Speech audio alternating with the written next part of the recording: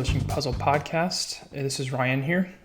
Based on our first episode yesterday where I was showing everybody how to do market research, I thought it might be helpful to put together an actual video for you to follow along with so you can see in person the sort of things that I'm talking about that we were researching. So as I mentioned in the show, we're going to start with going to google.com, easiest way to get to these top 100 lists on Amazon. And from there, we're going to go ahead and type in our genre name and bestsellers Amazon. So for my purposes, I picked fantasy. So let's go ahead and type that in. Fantasy bestsellers Amazon. All right, you'll see this first result come up, but honestly, this is something that I always skip over because I never really know what it is, and I look for the first real Amazon link. All right, so here we go. As you can see on this first page, there are 50 listings in the top 100 fantasy. They split it over 2 pages. I'm going to scroll down through this really quickly just so you can see. So the next page is the next 50. Some things we want to go over before we dig into any of the specifics here is that over here on the left-hand side, if you notice, there is a breakdown of subgenres. So you see here we have science fiction and fantasy, then we have fantasy, action and adventure, alternate history, etc., etc. So within the science fiction and fantasy category, fantasy itself is actually a quote-unquote subgenre. It's not really a subgenre, but this is the way that Amazon categorizes things. So if you wanted to do research and drill down a little further, let's say after we look at all these, we decide, you know what, maybe I shouldn't try to compete in fantasy, maybe I should try to compete in one of the subgenres, then we can dig into that, which I'm sure we're going to end up doing. So anyway, while we're here, one of the first things that we want to look at is covers, cover styles, cover designs, all that kind of stuff. So just in the first 5 here, I'm seeing that at least 3 of them are Harry Potter. This is not unusual for this genre. I keep an eye on the fantasy every now and then because it's one of the things that I enjoy reading. The Harry Potter books are pretty much permanently there. So things like that, if you're looking at a genre like this, I would honestly just not really pay any attention to. They're not books that you're going to compete with anyway. Actually, there's 4. This is a Harry Potter book. I missed that. So anyway, we're going to pass all those and just kind of look at the covers that come up that aren't big names. So yeah, here we have J.R.R. Tolkien. Obviously, we don't want to base our decisions on somebody like that. A.G. Riddle, not sure if they're big traditional name. I'm going to guess based on the number of reviews that they probably are. Bella Forrest, that's a big indie. A lot of these covers I'm noticing don't seem to have any sort of cohesive commonalities. That could be because this front page for the main fantasy is showing a lot of different subgenres. So we're probably going to have to drill in a little further to come up with any sort of similarities. Because as I'm scrolling here, I'm seeing a lot of just mixed stuff. You know what, let's go ahead and go and look at the next page, the 50th one through 100, see if anything looks a little different there. Because this is a very competitive genre. Yeah, it's pretty much more the same from the first page. Well, that's good to know. Brandon Sanderson, another big name. Yeah, okay. Well, I'm not really seeing a whole lot of commonalities. So just to give you a better idea of the kind of tactics that we're putting into practice from the first episode, let's go ahead and drill into one of the subgenres over here. Let's do sword and sorcery. This will hopefully give us a little bit more research material. Okay, so that got rid of the Harry Potters at least. Still seeing some Tolkien. The Witcher, yeah, that's popular right now. Oh, Lindsay Buroker, she's indie, that's good.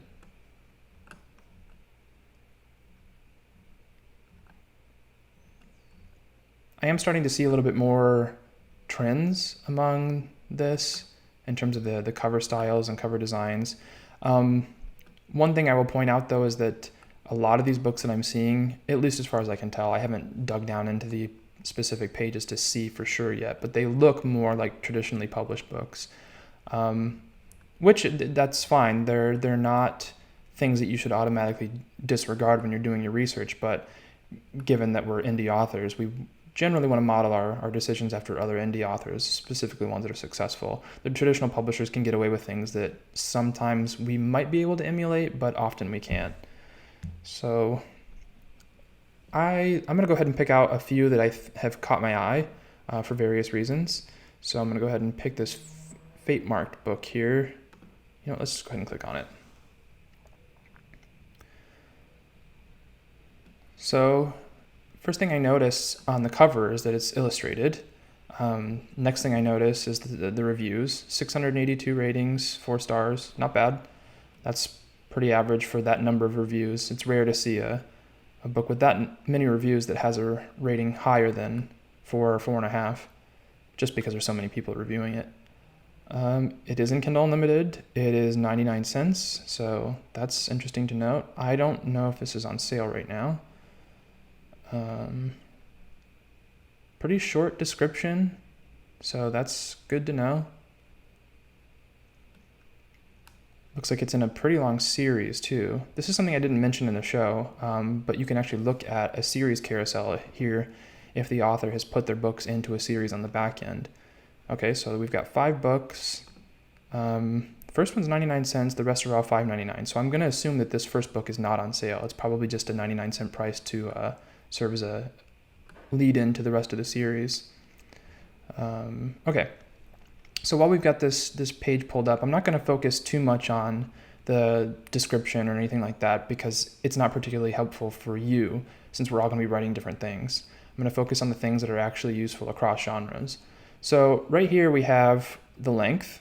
Again, this is not necessarily accurate. It could be based on the print version, which I'm not sure if this author has a print version. Yes, they do. So while we're talking about it, this is actually something worth pointing out too. One of the tricks that Amazon uses to get people to buy books is that if there's a print version, they will list the print price here, because you can see it's $13.99 here, and then they list the Kindle price is 99 cents, and then they give you this savings description here. So it's technically 93% off compared to the print version. I don't know. I'm sure Amazon has the data on how effective that is, but personally, I don't know if it actually makes anybody change their purchasing decisions. It could. I'm not really sure, but I thought it was worth pointing out. Okay, so let's go down a little further. Here we have some editorial reviews.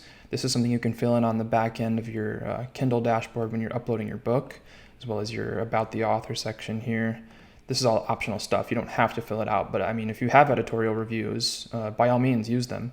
And this can be things like a blog that may have reviewed your book. It could even be reviews from your actual readers that have posted on your Amazon reviews. You can pull quotes from there and put them in there. Whether or not it's effective to get more sales, I'm not really sure. It depends on the publication and so on and so forth. All right, so down here toward the bottom of the page is where we get into the more interesting things that I was talking about on this show. So, okay, it does look like here in the product details, the print length is 494 pages. So that's good to know. It looks like Amazon has pulled the page count from the print version and applied it to the ebook, which I mentioned in the show that sometimes they will do if you've got the paperback version. It was originally published in March 2017. It does look like it's an indie author. It says here in the sold by section that it's Amazon.com. That's generally a good indication that whoever is selling this book is an indie author. Sometimes you will see other names in there. It could be the author's business name. So it could still be a self-published book if you see something in here other than Amazon.com Services LLC. But you just kind of have to take it with a grain of salt. Usually if it's a traditionally published book, you'll recognize the name where it says here sold by. Other things to look out is that Amazon has their own publishing imprints. So you might see something here like Montlake or something along those lines. I can't remember their other publishing imprint names off the top of my head, but they have quite a few. So that's another thing to keep in mind when you're doing your research. Here we have the ASIN or ASIN, however you want to call it. This is the unique identifier for a book on Amazon. So if you know this code, you can either search for it on Amazon and it will pull that page right up, or if you know the link template to use when you're sending out links to people, you can plug in your book's ASIN. You'll also use these for things like running advertisements to target different books and so on and so forth. It's a useful thing to have for your own book, not necessarily useful for when you're doing research. And the last thing I want to point out down here is our bestsellers rank. This is what I spent the most time talking about during the show, and for good reason, because this is the most important part. So if we look here, this first number, the Amazon bestsellers rank, this is the ranking in the entire Kindle store. This is generally the most important ranking that you want to pay attention to when you're doing your research. So it looks like this book is number 264 paid in the Kindle store, that's great. That's a good ranking. Especially for a first book in a series, it's going to lead you through the rest. And then if you look down here a little further, as I mentioned on the show, they do break out 3 little subgenre rankings that they give you. And this author is number 1 in all 3. So that's awesome. Great for him. We've got teen and young adult epic fantasy ebooks, dark fantasy horror, and Arthurian fantasy. Now, if we back out here for a second, let me back out to the main page where it lists here the subgenres, you'll notice that some of these subgenres that we just saw that were listed on this book aren't listed on the sidebar. Well, why is that? The answer is that if you want to appear in some of these categories, they're a little hidden. And the way to get into those is that when you upload your book, you have to use specific keywords. Amazon has certain categories, and there are support pages that tell you which keywords you need to use if you want to get into these subgenres that you may not see. And in some cases, even keywords won't get you into them. You can contact Amazon's publishing services help support, either via email or their contact form, and say, hey, I would like my book added to this, that, and the other category if you think your book applies. So sometimes you have to do a little bit of manual research if you want to get your book into some of these other genres and subgenres. And if we go down the page a little further here, we've got a short biography about the author. That's cool. Not really going to spend much time talking about that. The follow button here, though, this is worth pointing out. It's a little nebulous how this works. Amazon doesn't disclose any numbers or anything like that. But the general thing you need to know is that if a reader clicks this follow button and decides they want to follow you, when you have a new release or if you put up a book for pre-order, periodically Amazon will send out emails to the people who've decided to follow you to let them know about your new releases. So that can be really helpful. I've had a few go out in the last couple of years, but I don't actually subscribe to my own author page. I probably should do that. I would recommend that you do that, especially when you're getting started out, so that you know when Amazon is actually contacting readers about your stuff, because I just haven't been following it. Sorry for that little interruption there. I forgot to turn the notifications off on my computer before I started recording, so I had to cut that out. Anyways, as I was mentioning, we were talking about the follow button here. I highly recommend that you go ahead and follow yourself so you know when Amazon is sending out recommendations on your behalf, because you want to know. Especially if you're tracking your sales numbers later on and you get some crazy bump randomly and you can't figure out where it is. If you have those emails coming, then you can usually figure out where they might have come from. So moving on down the page, let's look at the customer reviews. Looks like here they give you a breakdown of the actual review percentages among the stars. And if you click on any one of these, you can actually be taken in to read the reviews that are each one of those stars. It can be useful when you're doing your research. But something I wanted to point out in particular that you can use when you're doing research, especially in the review section, is this new section here that Amazon included. I can't remember when this went live, but it's within the last year or so, I want to say, that Amazon started doing this. And it's really cool, actually, because it's basically like a word cloud. So what it does is it will surface the words that are most used in the customer reviews. And this can be great if you're trying to figure out really quickly some things that the author did right or might have done wrong. So if we go through here, it says the first thing is the author's name, which is kind of funny. That does happen every now and then. Next thing here is Game of Thrones. That's interesting. Maybe there are some similarities to Game of Thrones. And if you click on any of these, it will actually take you to the reviews that mention these words. Well written, so that's something obviously he did looking forward to. Clearly the readers love the books, they want to read some more. Epic fantasy, great. World building, great. Rest of the series, this also indicates that the readers loved it and want to read the rest. Highly recommend. He's got great little words and phrases here. Main character is really enjoyed. Lord of the Rings, wow, that's another great comparison for this sort of thing. So if we go down here, look at some of these reviews. You can sort them by the top reviews or you can sort them by the most recent. For the purposes of doing research, market research, I usually just leave it on the top reviews because, as we'll get to in a second, Amazon has a voting system on the reviews. So the ones that are most helpful generally are the ones that will surface toward the top. And when you're doing research on a lot of different books, if you can cut out any sort of time sinks, that's a great way to do it. So anyway, this first review here from Rachel T.S., excellent storytelling. Thank you, David Estes. That's an excellent headline. One thing I want to point out here is this verified purchase tab or flag. The only way a review can get this is if the reader who's posting the review actually bought the book with their Amazon account. It only works with their individual Amazon account. So let's say if they have a shared family one and their own personal one, if they bought this book on their shared family Amazon account and then tried to review on their personal account, they would not get this verified purchase. It has to be the same account that bought the book. And this matters to a certain extent because verified purchase reviews are surfaced more by Amazon. The ones that don't have the verified purchase tag, as you can see, these first few have all got that verified purchase tag, and that's by design. If you wanted to go down and read more that might not have that, you can click here on the see all the reviews. But let's go back to that first one. So yeah, the verified purchase thing is a good thing to have. But we can get into that later in an episode when we talk about reviews because I have an episode planned for that. So let's go ahead and expand this review out. All right, so we look at here, 210 people found this helpful. So that's a good indication that this review is probably useful for you doing your research. I would highly recommend going through these kind of reviews. Usually Amazon will cut it off around 4 or 5. Looks like he's got quite a bit more than that. It just depends on the number of reviews.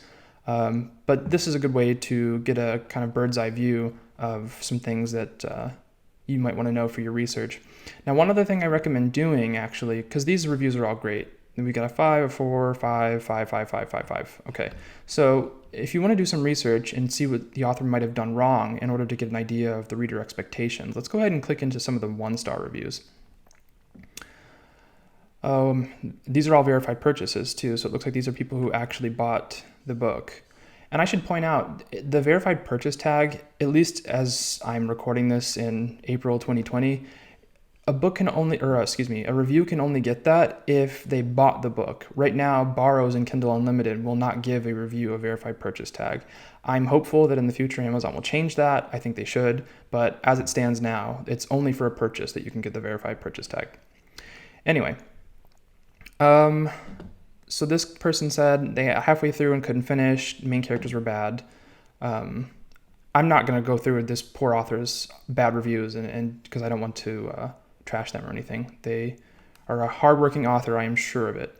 So anyway, this is just a good idea to go through and see if you can find anything in bulk, any kind of criticism in bulk in these 1-star reviews that might give you an indication of reader expectations that might not have been met or that weren't there entirely, anything like that. So let's go back out to the reviews and see if there's anything down here that we want to look at. Oh yeah, this is the other thing. So if you're selling well in international markets, and if you're selling on Amazon, you probably are selling in international markets, it'll also surface some reviews here from international stores. So that's always nice to have. Looks like he's got quite a few. And down here at the bottom underneath the reviews, we actually have another section for customers who viewed this also viewed. Now, before I get into this, I actually want to go back up toward the top of the page because I skipped over this earlier and I did that on purpose. So this section here underneath the series carousel is the customers who bought this item. I didn't touch on this on the show because it was not necessarily important for what we were talking about, but since we're here, I might as well go into it now. Excuse me. So this section here is really helpful for the reader and for you as a writer. So as you'll see here, most of the books that are listed in this also bought section are books by the author, and it looks like they're all in the same series. So that indicates that this author and this book has great series read through. And by that, I mean that if a reader picks up this book, it's more likely than not that they're going to go on to read other books in the series. And if you go through the rest of the carousel here, we have some similar books. And this can actually help you with your market research too, because this is a top-selling book. So any books that are going to be in this author's also bought section are going to be similar books. They may not be selling as well, but it's a safe assumption that they probably are. So I'm seeing some cover trends just going through here. Looks like a lot of illustrations, which is not unusual for fantasy. Let's go over to the second page. Yeah, more of the same. Seeing a lot of illustrations. Oh, that one's unique. Doesn't really look like the others. That one looks pretty similar. That looks totally... Oh, okay, it's by the same author. That's why it's in there then. It's... I was going to say it looks quite a bit unlike the others, but there's a reason for that. We've got a box set here, page 3. Yeah, more of the same. So anyway, the point is that you can use this even to branch off and do further research into similar books. You might be able to get an idea for some other authors who are writing in the same genre or subgenre that might be big in that subgenre. And then you can go on to their author pages and do research that way. And then one last thing while we're talking here about author pages, if you notice, this author has an actual link here for his author page. Now this is something you have to claim. Amazon has another service that's part of their self-publishing arm, and you can go into that and claim your actual author page. I'm sure that's something we'll cover on another episode. The things we want to look at here, though, is that this author page lists all the books, obviously, that an author has published. So it's useful for you as an author because you can go through and quickly research their other books. Looks like this author writes in several different genres. So that's interesting. Anyways, this is an interesting section here too, because it will also list other authors that readers have purchased books from that are similar. And again, you can use this as a jumping off point for doing your research in your genre. Yeah, here's Author Central. It's advertising that. That's the service I mentioned that you have to use to go in and claim your books and claim your author page. And that will help you surface them all in the same place. All right, let's go back out to the main list. So I feel like we've covered pretty much everything that I wanted to touch on in this video. I hope this was helpful. I hope this gives you a better indication of what I was talking about during the podcast. And I hope this gets you started on your authored research journey. It's easy to fall down the rabbit hole in terms of research and kind of work yourself into a circle and a frenzy. Like, oh man, I need to do this, that, and the other thing. This person's doing this, but wait a second, this person's doing something totally different, even though they're in the same genre. Just look for the trends. The trends are really what you want at this stage in the process to use as a foundation to build for your own book and your own authored brand and author name going forward. That's everything. I hope this was helpful. Go ahead and leave me comments if there's anything I looked over or if I didn't spend enough time on that you might have questions about. And of course, you can always reach me via the contact methods on the podcast if you have any other questions. Thanks.